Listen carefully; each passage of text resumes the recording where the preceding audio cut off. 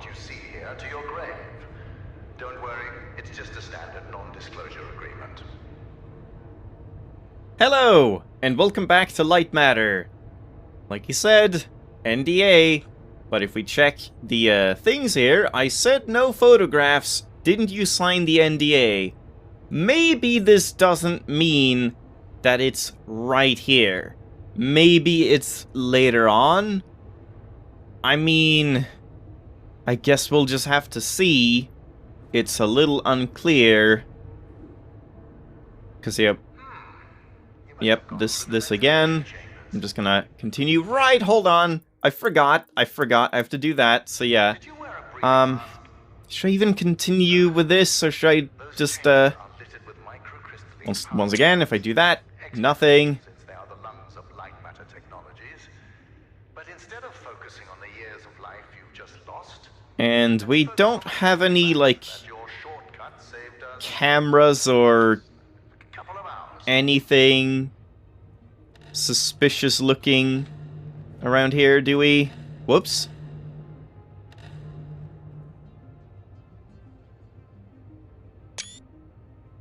I'm just like taking random screenshots and hoping for the best. No. I don't think that's it. I don't think the screenshot thing is what you're meant to do. So let's just listen to the dev commentary. I'll probably have to look up some of these achievements. I'm kind of thinking I'll want to try and, like, look up as little as I can, which is really difficult. I wish I could just get some tiny hints for all of these, because, yeah, that's the thing, like, many of these aren't really hints. Like, some of these, yeah, this is pretty obvious, I thought. I don't know how I don't have it.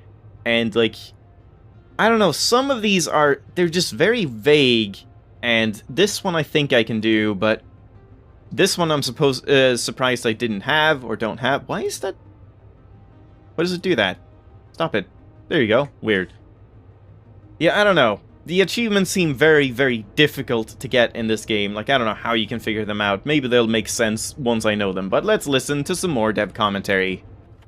So this level is quite important in terms of the release of this game, because as an indie game company, publishing a game is quite difficult. There come a lot of games on Steam every day, and we needed something extra to kind of like be recognized with our game. And we've been for a long time been looking for a publisher who could help us like get the game out to people. And after much search, we found Aspire, who is helping publishing the game. And one of the first things they suggested was, why don't you just give away part of the game for free? And why don't you just give away, let's say, an hour of the game? And that was quite a tough question for us. So what was the reasoning behind this? And yeah. So, first off, being asked to give such a big part of your game and your baby away for free is like that. The idea in itself in the beginning was it was overstepping some boundaries we were not like prepared for, and maybe that was also like that provocation. Yeah. We have talked with so many people that have offered publishing services and PR service and stuff like that over the years, and we found that those who can provoke you in a good way with your product and how you perceive it yourself, who don't just like stand behind you and push forward your own ideas, but also come with their own ideas. Mm-hmm. Those are the ones you should really listen to, because they can, in our experience at least, because they can help you do something different. Because the way you see your game is the way that a mother sees their children. Yeah. So they proposed this free to try model. Yes. And what can you just describe it a little bit? Yes. Basically, it is that there is this progression blocker we put into the game, where you can actually just grab the game, download it for free, and then play what is an hour worth of content for free. Mm-hmm. And then you can then you get to this progression blocker, where you can pay the amount for the full game, and then your progress is saved onto the full game. Mm-hmm. So it's basically just a integrated demo, sort of like. But it's a model that has been used many places, especially on mobile, where you kind of just download it and play it, and if you want to continue, you pay for it. But it's not that common on like PC games. No. And a lot of people were like, is this free to play or free to try? And there's a difference, because we were really afraid that people would think that this is a game where there's a lot of in-app purchases and stuff like that. Yes, and because when you sell a game, what you're selling before people are buying is most of the time expectations of what to the potential buyer, like what can they expect to get from the product they're buying. And if we are selling something where they get some wrong expectations from our sales pitch, which is the Steam page and the tags and all the things, like we will not convey the things that the game is about, and that was some huge concern to us. Like it's the same with our game. Like we have really fought a hard battle to keep it away from being a scary game. Yeah. And this is kind of the same, because if people go into this game expecting it to be scary or horror-like in some ways, like people will be disappointed, because that's not our game. Yeah. And but the I guess the overall thing with this was that the publisher said, we think people like this game. If they get their hands on it, they will love it. So why don't we give it to people and like give them the opportunity to experience part of it, and then they can make the decision if they want to buy the game. Yeah, a game like ours is best explained through your fingers. Yeah. Like playing it. Yeah. And how do we get people to play it without buying it? Well, that's to give out content for free, Yes. and by that we could better like convey what this game was about for real. Yeah. And over time we were really it really grew on us, this idea, until the point where we like, let's do this. Yes, and depending on how or if you purchase the game, we wanted it to be a little tongue in cheek, where there's this Tull booth, and we have David Basin recording some I don't know, some VOs that were a little bit like mocking the player, like you have to pay to get through it, and we thought it was funny to do it in universe and like make a little fun of, like, you know, when you buy a game or buy an item in a mobile game or something, it's really generic. It's just a pop up and it looks not that good in my opinion. Oftentimes, and this thing about playing with the idea of how people should buy it was it. That was something we really wanted to have done in our own way. Yeah, and we're really happy with the result of how it ended up being, and we feel like this is our own way of doing it. Yes. And that is the most important thing, because even though ideas come from all over the place, but it's not about where you get your ideas from, it's how you implement them with your own beliefs and your own thoughts into it, and that's about making stuff your own. Another big design choice we had to do in this was like, where do we put this progression blocker in? Yeah. And we've been talking, like, we started by talking like, okay, a percentage of the game should be like here, but okay, how does that put us in terms of the story progression, the puzzle progression, where are we? And the more we worked with it, the less attached we were to like giving, like we actually wanted to give more and more away. Yeah. The more we worked with it, and that was quite a funny experience to go through, because as we said, like in the beginning we were very strict and tight about this. Like we were almost like no, Yes. but in yet like we could like just give more and more away, and we ended up looking at some different parameters to like where we wanted to have this progression blocker. Yeah, both in terms of time and also mechanics, and I think saying you get an hour of the game for free is like an easy way to explain it, and you get just enough of a glimpse of what this game has, like both in terms of the game mechanics but also in terms of the universe. Like it was important for us that you went into the scenes before this level where you hear Ellen, the character who speaks to you through a tape recorder. Yeah. And just to show that there's more in this game than what you just saw in the first level. Yes, it like the universe. We needed the universe to expand, but just enough. Yeah. So we didn't want to give too much away, but we still wanted to give enough away that it had that teaser effect. And the same with puzzle-wise, when the level here that you're in, like it introduces this new thing with the sensors, yeah. Yeah, exactly. And it's just to give a taste of something more that you know that the game will change, and there will be more to it. And that was why we chose to like end at this level for the free to try model. All right, so I've started like making notes while listening to these in case something comes up, so I can remember. And yeah, a couple thoughts on this.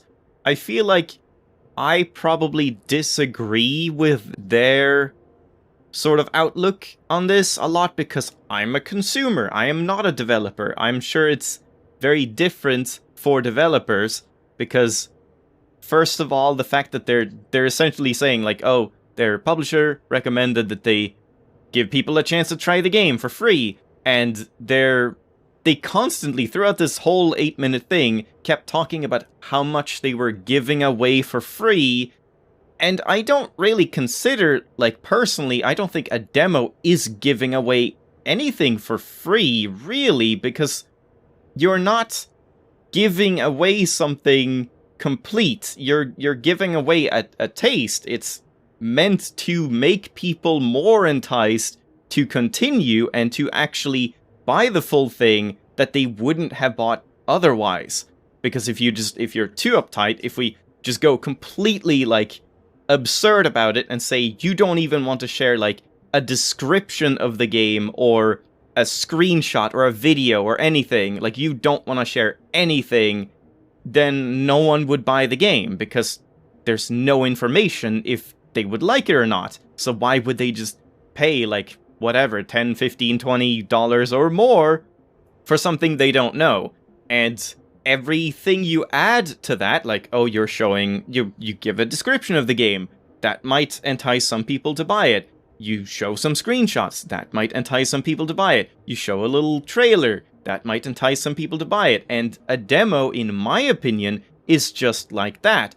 And for me personally, I think demos are amazing and should be more readily available today. They used to be, like back in the early days of PC gaming, you would have demo discs and all that stuff, and it was very common to have demos or shareware or whatever versions of the games, and I mean, it worked back then, but maybe it doesn't work today. That's the thing. Like, from the financial standpoint, I don't know how it works. Apparently, I've heard some people say that demos actually cause like a loss in sales, and they're not helpful for the developers, so it is just purely a pro-consumer thing and not a pro-developer thing.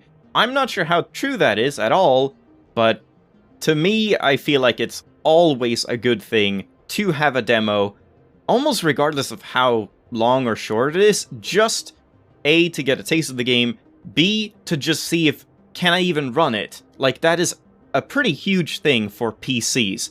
Less so on, like, consoles or whatever, because you know it's going to run as good as well for you as anyone else. But for PC, having that option to, like, test boot a game, hey, if you had, like, a benchmark test in-game, like, that you could download without buying the game, just like, here, try our game benchmarker.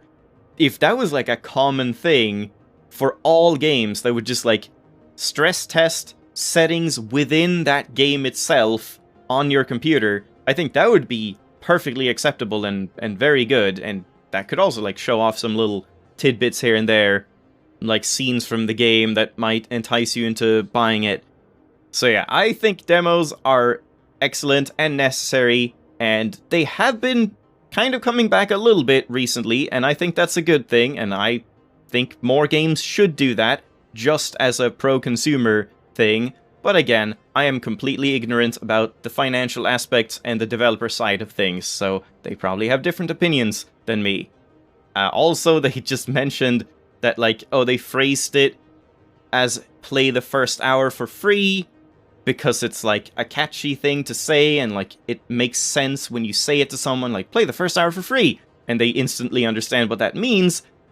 Except I don't think that's actually a good line at all, because that was the confusion I had initially when I started the game. Like, play the first hour for free. What does that mean? Do you have an hour's time limit?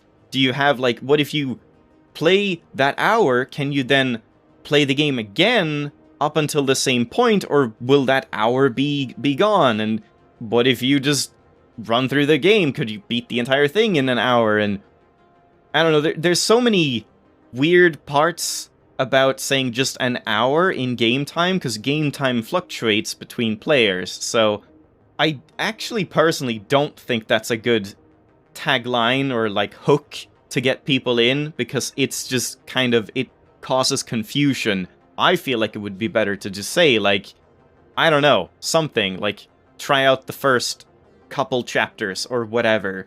Or even, if you say a percentage of the, like, total game experience, like, try the first 20% for free. I don't even know if it is that much. Probably not. No clue, but I think there are better metrics than an hour to quantize how much the demo actually is. And then they also mentioned that, like, this was their own way, a unique way of doing it, and, I mean, I kind of disagree with that. Like, yes, it is a separate kind of game thing, and the whole, like, you install the full game, you play it, and get to this point, and then you just pay to, like, unlock the rest, I guess. Like, I feel like there have been other games that did that, but then again, I didn't go through with that, because, once again, thank you Television Games for giving me the game for free. I didn't have to go through the demo part, so I didn't know the experience of that, how that would turn out. Interesting to note, though, that this toll booth was apparently just closed. Kind of a shame that I didn't get to experience that. Maybe I should just look up a YouTube video or something of someone playing the demo. I'm sure there's something, and then you could see what happens. And I guess that was Virgil then, that would be, like, kind of snarky about the player not paying for the game or something. But yeah, I don't know. That was kind of an interesting talk, and holy crap, now I just turned this into a podcast, I guess. Like, 50% developer, 50% me. But if I have ideas and opinions to talk about regarding these devlogs, I guess I will. You know, when Oh, was wiring I moved my mouse and I was fortunate it started enough to this. get stuck in an elevator with my engineers. But I make the most out of bad situations, so we had an hour-long conversation, much like this one. Yeah, I'm having an hour-long conversation. Okay. Well, let's see if we can do one more today, or how long it is. I can't, like... I don't know about the whole NDA thing. I doubt I can figure it out, so I'm just gonna listen. Yeah, this is fine. In this level, Uno Dos, we kind of had the idea that we wanted to make a more vertical level. And to be able to move vertical in Lightmatter, we kind of needed a way This level. to bring the lamps. So we went with the idea of using an elevator. Build the puzzle around it, right? Exactly. Yeah, and the first thing was the first idea we got was to put this lamp on top of the elevator, so you would actually be in the elevator and have the lamp just above you. So the roof of the elevator, yeah. Exactly, the roof. Yes. Yeah. But when we tested the first iteration of the level, it was really difficult for people to solve the puzzle. So yeah. So the idea was they had to step off the elevator on the second or first floor, press the button to bring the elevator down, and then it would find the lamp on top. Yeah. But it caused problems, because in the beginning the level was only encapsulated in the kind of building structure that you see now in the game. So it was very claustrophobic, and each level was very. You didn't have a sense of what level am I on right now. So through testing, like people couldn't figure out. They were disoriented for one, and they couldn't find the lamp that was on top of the roof of the elevator. So we came up with the idea of kind of expanding the level a bit, so you see the main structure of the puzzle from the outside in the beginning of the puzzle, to kind of get a feeling of how, like, now you're gonna work in a more vertical sense with the elevator, and you kind of get a feeling of there are 3 levels that you work on, so you have more of an overview when you go into the actual puzzle part of it. And then inside the puzzle building, if you can call that, we also have like some places the ceiling is missing, or pipes are extending from the bottom level all the way to the top, to kind of get the feeling of or get the sense that, or get a better overview of where you are in the level. Yeah. So you can look up and see the other levels from, for instance, the bottom floor.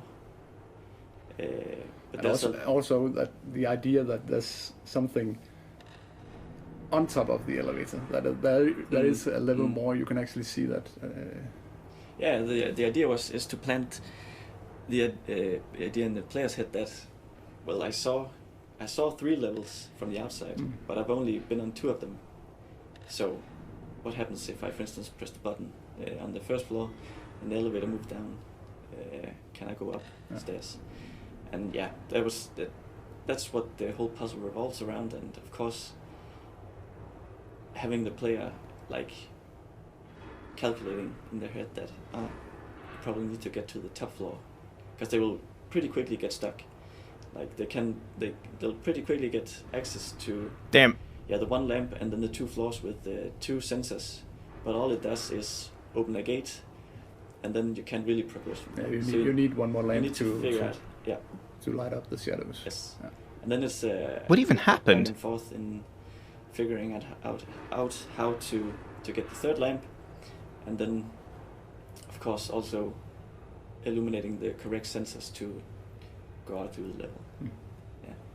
But there's a lot of moving parts in this level, so it's figuring out how to do it in the right sequence, because you can get still get a bit frustrated, but there's a lot of back and forth. You have to move the elevator down, put the lamp on top, press the button again to get the elevator up. There's a lot of moving parts, so you have to do step by step, back and forth. If you make a mistake, for instance, it's a long way back. Yeah, and also with all the moving parts in this level,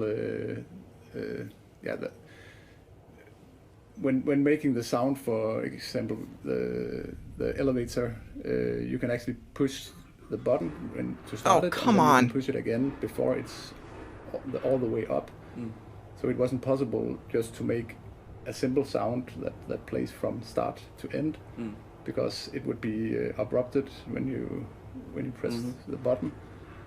So we had to come up with a solution that controlling the sound with a parameter of the speed of the elevator.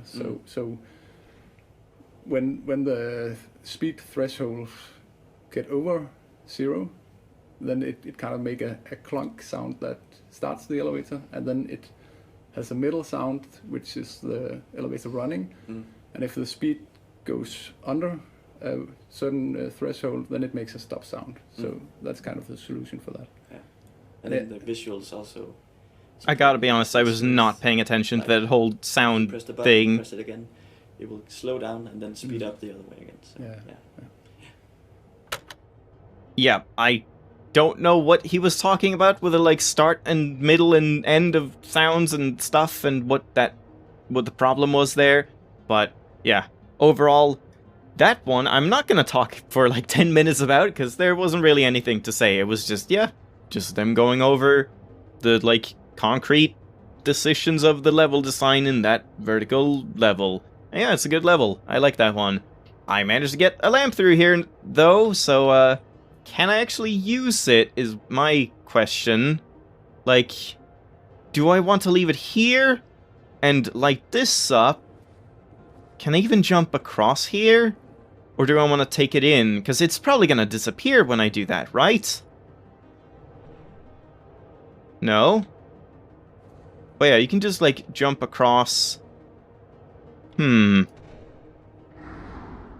Yeah, okay, lamp gone. Even if I'm not holding it, the lamps just disappear because I'm teleported into a different area. That's what happens. Makes sense. And, yeah, I don't see anything else here. Whoops, I see death. Oh. Whoa, no, that's Ford. I thought my lamp was still here. Yeah. That's it.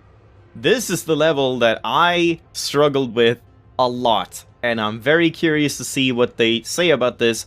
But I'm gonna have to wait with that for next time. So yeah, very talky episode. I mean, who's surprised? It's dev commentary, and the only thing I have to do is, like, comment on the things they say if there's anything to comment on. So this might be a good thing, might be a bad thing, depending on who you ask. But I hope you enjoyed. I'll continue on next time. Thanks for watching.